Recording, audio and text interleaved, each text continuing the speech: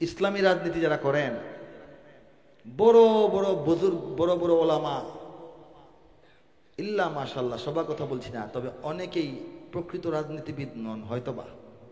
যে জন্য রাজনীতির ময়দানে রাজনীতিটা যেভাবে করতে হয় সেভাবে হয়তো হচ্ছে না, এই জন্য সব মাল বিক্রি হয়, নগদেই বিক্রি হয়, বাকি হয় না।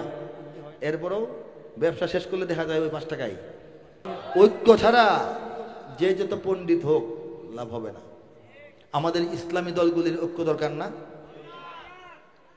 ঐক্য যদি না হয় কি হবে বলবো? আমাদের ইসলামী দলগুলির 2-3 রকম হালত আছে। কিছু দল একরকম চিন্তা করে, কিছু দল আরেক রকম চিন্তা করে। আমাদের ইসলামী রাজনীতির ভবিষ্যৎটা কি হয় বলি। এক মা একটা গল্প, 2 মিনিট লাগবে। এক মা তার 2 সন্তানকে পাঠিয়েছে বাজারে, যাও মেলায় যাও, কিছু পিঠা কিছু লাড্ডু তৈরি করে, এক ভাইয়ের হাতে লাড্ডুর থালা, আরেক ভাইয়ের হাতে পিঠার থালা দিয়ে দিছে, নাও এগুলি বিক্রি করে সন্ধ্যা পর্যন্ত বাজারে থাকবা, লাভ করে নিয়ে আসবা।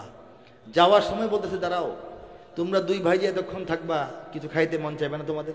মেলায় কত কিছু বেচতেছে, খিদাও তো লাগতে পারে, নাও 5 টাকা নিয়ে যাও, তোমরা দুজন কিছু খাইও। বড় ভাইয়ের কাছে দিছে, ওরে নিয়ে খাইস। 2 ভাই মায়ের কাছ থেকে পুঁজি নিয়ে রওনা হয়েছে বাজারে, কি বলে, লাড্ডু আর পিঠা বিক্রি করে লাভবান হবে। বুঝতে পারছেন না? পরে শোনেন, আধা রাস্তা যাওয়ার পর বড় ভাই বলে, আমার খিদে লাগছে রে, তোর তো লাড্ডু বাজারে গিয়ে বিক্রি করবে, আমার কাছে একটা কর।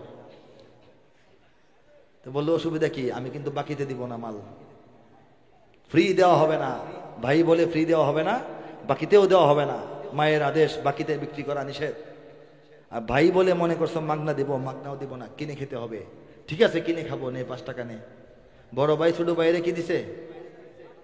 সে কি দিছে? একটা লাড্ডু দিয়েছে। হাঁটছে, সামনে যাচ্ছে।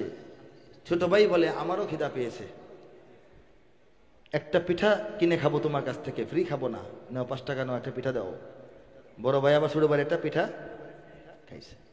যাইতে যাইতে যাইতে যাইতে ও ওর কাছে কিনে, ও ওর কাছে কিনে, টাকা ছাড়া কিনে না, টাকা দিয়ে কিনে, নগদ টাকায় কেনা, এতে কোনো সন্দেহ নাই। নগদ রক্ত দিয়ে কেনা বলি না, নগদ টাকায় কসকসা নোট হাতে বুঝে পেয়ে তারা বিক্রি করতেছে। ও ওরে বেছে, ও ওরে বেছে, যাইতে যাইতে খাওয়া শেষ। এরা এত আনন্দিত, জীবনে এমন আনন্দিত হয় নাই। দৌড়াইয়া বাড়িতে আসছে, আম্মা কি আসরের আজান হয় নাই, আগে এসে বসছে। দুপুরে ভাত খায় রওনা হয়েছিল, এশার নামাজ পর্যন্ত বিক্রি করার কথা, আসরের আগে এসে পড়ছে। কি হয়েছে? নদী পার হইতে হয় নাই, এই আগেই শহরে ঢোকার আগেই সব মাল বিক্রি হয়ে গেছে। তাই নাকি? আচ্ছা, মাশাআল্লাহ।